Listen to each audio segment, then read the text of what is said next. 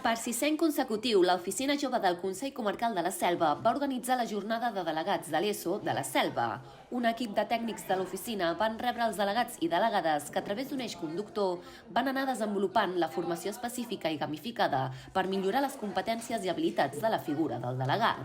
Enguany ha estat una de les jornades més multitudinàries de les quals s'han realitzat fins ara, ja que van comptar amb 140 joves provinents de 21 instituts que es van desplaçar a Vidreres amb els seus tutors i tutores des d'arreu de la comarca. La jornada de delegats el que consisteix és en reunir a tots els delegats i delegades de la comarca de la Selva que estan estudiant segon d'ESO per poder fer una jornada dinàmica de jocs per treballar tot el tema de com el delegat i delegada pot aportar, què pot aportar a les aules i treballar molt la participació. A més, una de les coses també que cal destacar que no només hem crescut quant a alumnat, sinó que també amb moltes persones referents de joventut, no? Molts tècnics dinamitzadores que ens estan permetent fer una jornada molt més gran, no? I això ja no només treballar en xarxa i conèixer des dels instituts, sinó la nostra pròpia xarxa que també ha crescut i penso que això és molt interessant també. Ens ha agradat i hem pogut associar-nos amb més gent i saber el que és delegat, subdelegada.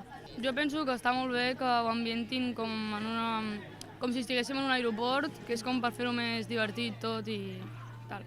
També convidem els tutors i tutores, professorat en general acompanyant a la jornada, que paral·lelament als espais que estan l'alumnat, doncs oferim un espai de formació, diem, però també és de compartir experiències al voltant de la participació en els instituts. I concretament aquest any estem fent com una mica una diagnosi de participació de quins espais, quins projectes dins dels centres donen peu a poder participar des d'una manera, podríem dir, a dalt de la piràmide de participació, que li diem nosaltres, o sigui que puguin decidir, que l'alumnat també pugui decidir, d'acord? I també treballarem una mica el tema de si tots a l'hora de participar partim des de la mateixa situació de sortida o hi ha desigualtats dintre l'alumnat. El concepte que es diu interseccionalitat. Bueno, ens hem reunit, està més pensada més per l'alumnat més que per nosaltres, però bueno, nosaltres també hem d'aprofitar i intercanviar una mica d'informació sobre com funcionen les tutories i diferents experiències.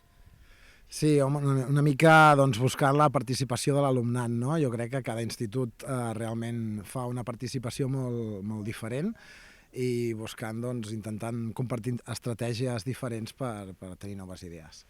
Tant a l'alumnat com al professorat se'ls va facilitar diverses dinàmiques vivencials per tal d'integrar els coneixements bàsics i també les eines per poder-les aplicar després a l'aula. Aquest projecte s'emmarca en el Pla d'Acció Comarcal de l'Oficina Jove de la Selva i en els plans locals dels ajuntaments selvatans i compta amb el suport de la Direcció General de Joventut i la Direcció General d'Economia Social i Solidària a través del programa Ocell de Foc per millorar la salut mental de les persones joves.